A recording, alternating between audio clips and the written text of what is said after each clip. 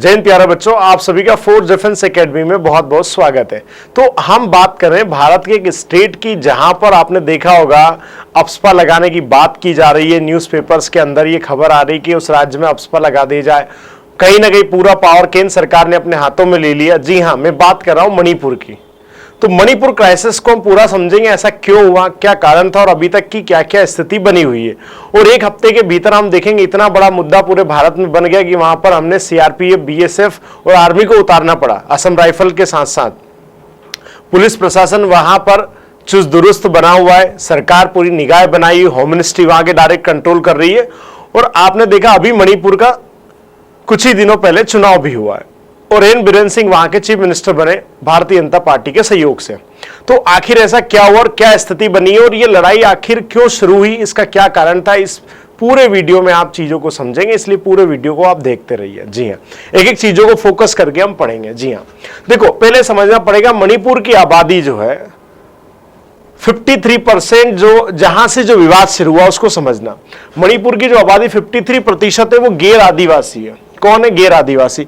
यानी इसका मतलब जो 47 है वो आदिवासी है, जो जनजाति है। तो वो लोग कौन है भाई? वो है मेइती समुदाय के लोग, जो गैर आदिवासी कहे जाते हैं, जो अनुसूचित जनजाति के दर्जे की मांग के लिए चूरा चांदपुर जिला, ये याद रखना, मैं जब मणिपुर का मैप बताऊंगा तो ध्यान रखना। मामला यहां से शुरू हुआ। चूरा चांदपुर जिले के तोरबांग इलाके में all tribal student union Manipur, जिसको ATSUM द्वारा बुलाए गए आदिवासी एकता मार्च के दौरान बुधवार को हिंसा भड़क गई। अब ये जो आदिवासी एकता जो झूठ है, जो मीटिंग हुई थी उसमें यह मामला उठा कि अगर मैतेई समुदाय को आरक्षण मिल गया, यानी कि मैतेई समुदाय को आदिवासी या शेड्यूल ट्राइब का दर्जा मिल गया, तो जो हमारी नौकरियां है, हमारे जो अधिकार है वो भी उनको मिल जाएंगे। तो भाई अगर मैं कहूं बच्चों कि अगर मैतेई समुदाय को आदिवासी दर्जा मिल जाता है तो कौन सी जातियों को नुकसान होगा और क्यों इसका विरोध कर रही है, उसको आगे समझते हैं। मार्च का आयोजन मणिपुर उच्च न्यायालय द्वारा पिछले महीने राज्य सरकार को मैतेई समुदाय द्वारा ST दर्जे की मांग पर 4 सप्ताह के भीतर केंद्र को एक सिफारिश भेजने के लिए कहने के बाद किया गया। इसका मतलब जो, क्योंकि मैतेई समुदाय की रीट पिटीशन लगी हुई कोर्ट के अंदर, तो कोर्ट ने कहा कि भाई सरकार, केंद्र सरकार ये डिसाइड कर दे, क्योंकि आपको पता है एग्जीक्यूटिव पावर है प्रेसिडेंट का, किसी भी क्षेत्र को ट्राइबल क्षेत्र घोषित करना और किसी भी जाति को ट्राइबल घोषित करना। तो उसमें स्टेट और केंद्र दोनों की भूमिका आती है। ठीक है, अब देखते क्या हुआ आगे। पुलिस के अनुसार चूराचांदपुर जिले के तोरबांग क्षेत्र में मार्च के दौरान हथियार लिए हुए लोगों की एक भीड़ ने, अब जो प्रोटेस्ट चल रहा था उसमें हथियार लिए हुए लोग थे, मैतेई समुदाय के लोगों पर हमला किया। क्यों? अभी मैतेई समुदाय के लोगों पर हमला इसलिए कर रहे हैं क्योंकि मैतेई समुदाय को ये ट्राइबल दर्जा देने के खिलाफ थे। बाकी कौन लोग है, कौन सी जनजाति है, वो है याद रखना नागा और कुकी, याद रखना, जिसकी जवाबी कार्रवाई में भी हमले हुए, जिसके कारण पूरे राज्य में हिंसा भड़क गई। यानी आपने उन पर हमला किया, उन्होंने आप पर किया, फिर हिंसा भड़क गई। बताया कि तोरबांग में 3 घंटे से अधिक समय तक हुई हिंसा में कई दुकानों और घरों में तोड़फोड़ के साथ ही आगजनी की गई। अब ये आप देखेंगे एक हफ्ते के भीतर ये बहुत बड़ी मामला हो गया। ये घटना लगभग 3 या 4 मई की घटना के समथिंग हुआ था। 3 मई को ये घटना हुई थी।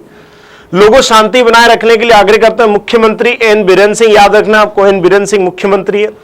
संपत्ति के नुकसान के अलावा कीमती जान चली गई है, जो बहुत दुर्भाग्यपूर्ण है। उन्होंने लोगों से कहा शांति बनाए रखें। तो अगर आप देखेंगे तो वहां पर अभी तो डाटा कई हजार लोग, अगर आप देखेंगे तो डाटा लगभग 25,000 तक पहुंच चुका है। यानी 25,000 लोग बेघर हो चुके हैं वहां से। राज्यपाल की ओर से जारी आदेश में कहा गया है कि समझाने और चेतावनी के बावजूद स्थिति काबू में नहीं आने पर देखते ही गोली मारने के आदेश। आप सोचिए नहीं कि वहां पर कर्फ्यू जैसी स्थिति हो गई है, सेना को, BSF को, CRPF को गोली मारने के आदेश तक दे दिए गए। वहां पर राज्य सरकार के आयुक्त गृह हस्ताक्षरित अधिसूचना दंड प्रक्रिया 1973 के प्रावधानों के तहत जारी की गई है। यानी 1973 जो है उसके तहत वहां पर कोई भी कार्रवाई, यानी जो CRPC के तहत वहां कोई कार्रवाई करने के आदेश दे दिए गए, कर्फ्यू लगाने के आदेश तक दे दिए गए। वहां कोई दंडात्मक कार्रवाई, गोली मारने के आदेश। आप समझ सकते हैं स्थिति कितनी भयानक हो चुकी है वहां की। और अभी आपने देखा भी है, वहां से मध्य प्रदेश के फंसे हुए बच्चों को निकाला जा रहा है। वहां पे गृह मंत्री और सीएम लगे हुए कंटिन्यू, वहां पे 20-30 बच्चे जो वहां पर है उनको निकालने के लिए व्यापारियों को अभी यहां से सुविधा बाय प्लेन वहां से निकाला जा रहा है। उन्होंने सीएम से बातचीत करके किया गया। ऐसा हम विदेशों से भारतीयों को निकालते हैं, ऐसे अपने ही राज्य से निकालना पड़ रहा है, इतनी स्थिति वहां की खराब हो चुकी है। 5 मई को मणिपुर के, देखो यहां से मामला और देखिए आप, 5 मई को मणिपुर के चुरचांदपुर में सीआरपी के कोबरा कमांडो चोन खोलेन की गोली मारकर हत्या कर दी गई। छुट्टी पर अपने गांव में थे। इसी दिन इम्फाल में ड्यूटी पर तैनात टैक्स असिस्टेंट लेत मिनथांग को मार दिया गया। मारकाट का सिलसिला पिछले 3 दिनों से जारी। अब तक 54 लोगों की इसकी स्थिति अभी तक ज्यादा भी हो गई है, ठीक है ना, अब ये ज्यादा तक भी पहुंच चुके हैं। 100 से ज्यादा घायल, 23,000 से ज्यादा लोगों को रेस्क्यू किया गया। मतलब इनकी संख्या धीरे धीरे बढ़ती भी जा रही, 54 से लगभग 60 के ऊपर तक चले गए। घायलों की संख्या और ज्यादा बढ़ गई है। यानी दंगे बहुत स्थिति तक का अनकाबू अनकंट्रोल स्थिति का फैल गए। थोड़ा मैप में समझिए, देखो ये जो दिख रहा है आपको, ये है चुराचांदपुर, ये यहां से पूरा मामला हुआ है। अब ये देखिए, ये है कैपिटल इम्फाल, यहां पे ये चुराचांदपुर। तो ये जो इलाका पूरा ये है, यहां से आप देखिए इधर म्यांमार लगा हुआ है, ठीक है ना, ये सारी स्थिति है, ये पूरा मैप है। तो इसमें ट्राइबल एरिया आप देखेंगे पूरा, ये पूरा हिल्स एरिया ज्यादा है, पूरा हिल्स एरिया ज्यादा है। बेसिकली अगर देखेंगे तो यहां ये पूरा मैदानी इलाका है। तो एक मैं आपको पूरा बताऊंगा, ये एक तरह से क्रिकेट स्टेडियम की तरह, बीच में पिच है, ऐसा है पूरा हिल्स एरिया आसपास से मणिपुर। तो ये मेन सेंटर है, चुराचांदपुर जो है मेन सेंटर है, यहां से लड़ाई शुरू हुई है, ठीक है। अब आगे देखिए आप, मणिपुर एक क्रिकेट स्टेडियम की तरह, इसमें इम्फाल घाटी पिच की तरह बिल्कुल जहां लड़ाई शुरू हुई थी पिच, 10% हिस्सा है। कितना हिस्सा? 10% हिस्सा है। जैसे मैंने बताया ना, ये आसपास पूरा, और ये जो मेन इलाका ये 10% है, जिसमें प्रदेश की 57% आबादी कहां रहती है? ये रहती है, यहां पर रहती है। यानी 10% एरिया पर उस प्रदेश की 57% पॉपुलेशन यहां रह रही है। बाकी जो आप देखें ये पूरा हिल्स एरिया, यहां पर बाकी लोग रहते हैं, ठीक है। और 90% हिस्से में जहां प्रदेश की 42% आबादी रहती है, ठीक है। तो 90 हिस्से में 42%, 10% एरिया में कितने लोग रह रहे हैं? लगभग 57-58% लोग रह रहे हैं इम्फाल घाटी वाले इलाके में। अब देखो मैतेई समुदाय के खिलाफ क्यों है, याद रखना, मैतेई समुदाय का दबदबा है, ये ज्यादातर हिंदू होते हैं। मैतेई समुदाय के लोग ज्यादातर कौन है? हिंदू है। मणिपुर की कुल आबादी में इनकी हिस्सेदारी लगभग कितनी है? 53%, आधे से ज्यादा है। मणिपुर के कुल 60 विधायकों में 40 विधायक मैतेई समुदाय से। सोचो आप, मतलब पॉलिटिकल दबदबा भी है, अपना रुतबा भी है, और थोड़े से संपन्न भी है, ठीक है ना। तो अब ये है, तो जो वहां पर जो जनजातियां वो इसका विरोध कर रही, तो देख लेते हो स्थिति। पहाड़ी इलाकों में 33 मान्यता प्राप्त जनजातियां हैं, जिसमें मुख्य रूप से नागा है और कुकी है। तो जो विरोध कर रहे हैं वो नागा और कुकी कर रहे हैं, याद रखना। ये दोनों जनजातियां मुख्य रूप से ईसाई है। तो नागा और कुकी लोग जो है वो ईसाई कन्वर्ट हो गए, तो मैतेई अभी भी क्या है? हिंदू है। मणिपुर के कुल 60 विधायकों में से 20 विधायक जनजातियों से है। बाकी कौन कौन से समुदाय से? मैतेई समुदाय से। मणिपुर में करीब 8% मुस्लिम और करीब 8% सनमही समुदाय के लोग रहते हैं, जो और वहां पर मान्यता प्राप्त लोग हैं, ये अलग अलग धर्मों को मानते हैं। घाटी पहाड़ी के इस डिवाइड की वजह से मणिपुर में कई तरह की समस्या पैदा होती है। तो भारतीय संविधान के आर्टिकल 371C याद रखना, जिसमें स्पेशल दर्जा दिया गया हमने, 371C। मणिपुर के पहाड़ी जनजातियों को स्पेशल कॉन्स्टिट्यूशनल प्रिविलेज मिले हैं, जो मैतेई समुदाय को नहीं मिले हैं। उसका कारण, क्योंकि मैतेई समुदाय को अभी तक जनजाति नहीं माना गया है।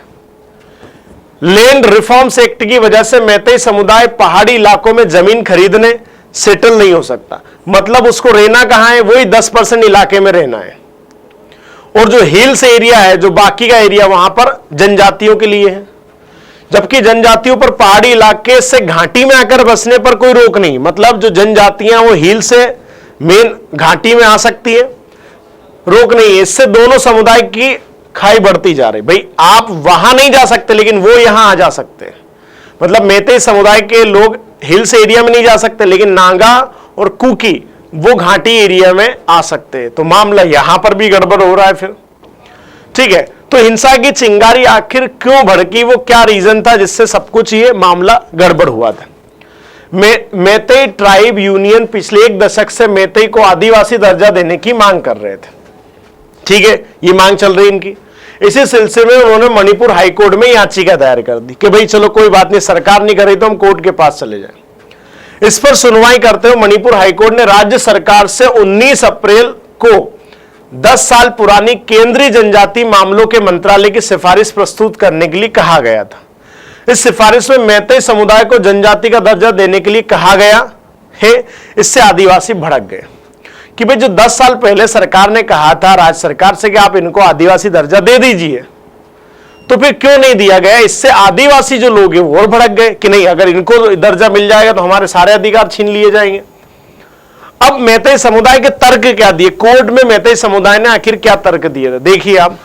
उन्होंने कहा कि ये जो schedule tribal demand committee of Manipur जो है, उन्होंने हाईकोर्ट में कहा भाई कि 1949 में मणिपुर का भारत में विलय हुआ था। कब हुआ था ध्यान रखिए, ये रियासत कब आई थी 1949 में, यानी आजाद होने के 2 साल बाद आ रही है रियासत है, विलय हुआ था। उससे पहले मैतेई को यहां जनजाति का दर्जा मिला हुआ था। तो उनका कहना है कि भाई जब 1949 में हमें जनजाति का दर्जा मिला हुआ था तो हमें अभी भी दर्जा मिलना चाहिए।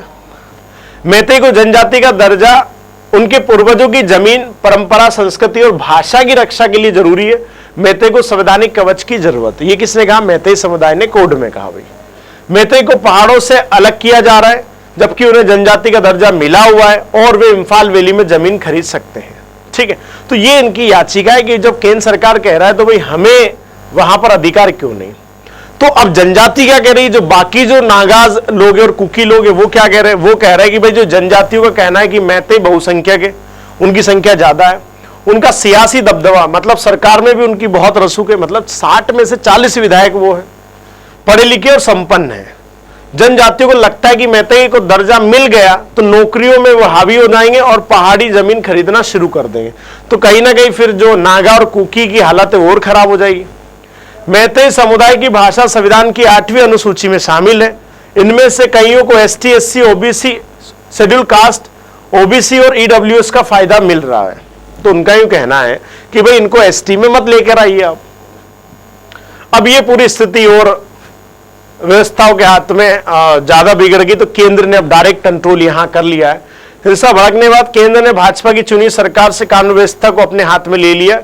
कितनी बड़ी बात है इसका अंदाजा आप लगा सकते हैं। अब ये मैं कहूं तो ऐसा कर सकते, केंद्र सरकार के पास अनुच्छेद 355 का इस्तेमाल राज्य में कानून व्यवस्था बनाने की जिम्मेदारी खुद ले ले। एक आप संविधान में हमेशा पॉलिटी में पढ़ते हैं, आर्टिकल 355 एक ऐसा अनुच्छेद है जिसमें राज्य की सुरक्षा करने का दायित्व केंद्र पर होता है। तो उसी के तहत यहां पर काम किया जा रहा है। ऐसे हालात में पुलिस प्रशासन की कमान केंद्र के हाथों में आ जाएगी। सोचे कभी ऐसा हो जाए तो ममता बनर्जी, उनकी पार्टी तृणमूल, अब ये पश्चिम बंगाल की जो बात हुई वहां भी ऐसा हो सकता है। किसी भी राज्य में अनुच्छेद 356 लगाने का आधार भी माना जाता है। 355 यानी राज्य की कानून व्यवस्था फेल हुई, केंद्र ने इसे अपने हाथों में ले लिया। वहीं 356 यानी राज्य सरकार को बर्खास्त करना, हालांकि केंद्र ने अभी तक राज्य सरकार को बर्खास्त नहीं किया, फिलहाल इनकी उम्मीद नहीं। क्यों? क्योंकि जो बीरेन सिंह है वहां के सीएम, वो भाजपा के कोऑर्डिनेशन से वहां सीएम बने, तो ऐसी स्थिति तो वहां लगभग आने वाली नहीं है। तो आखिर ये अंदर ही अंदर क्यों मामला सुलग रहा है, ये एक दूसरे के खिलाफ क्यों आ रहा है, उसके बारे में भी हम समझ लेते हैं। तो मणिपुर के चुरांदपुर में 3 मई को भड़की हिंसा की आंख पिछले कई महीनों से सुलग रही, मतलब मामला पुराना है। मणिपुर के मुख्यमंत्री बीरेन सिंह सरकार का कहना है कि आदिवासी समुदाय के लोग संरक्षित जंगलों, वन अभ्यारण्य में गैर कानूनी कब्जा करके अफीम की खेती कर रहे हैं। ये कब्जा हटाने के लिए सरकार मणिपुर फॉरेस्ट रूल 2021 के तहत फॉरेस्ट लैंड पर किसी तरह के अतिक्रमण को हटाने के लिए एक ड्राइव चला रही है, मतलब एक पूरी मुहिम चला रही है कि भाई जो कंट्रोल आपने जंगल इलाके पे किया है वहां से आप हटा लो। ठीक है, अब ये जो बात हुई इसके बाद हिंसा भड़क गई और मैतेई समुदाय का मामला पहुंच गया कोर्ट में। बस कोर्ट में पहुंचने के बाद जो नागा और जो कुकी जनजाति है उनका कहना है कि भाई मैतेई समुदाय को दर्जा ना दिया जाए, इसी के लिए हिंसा भड़क रही। हिंसा इस हद तक पहुंच गई है कि सरकार ने गोली मारने तक के आदेश लोगों को दे दी, यानी फौज को दे दिए। स्थिति कब तक ऐसी बनी रहेगी और आगे की अपडेट हम इसमें लेकर आएंगे, लेकिन आई होप आपको सारी समस्या यहां पता लग गई है।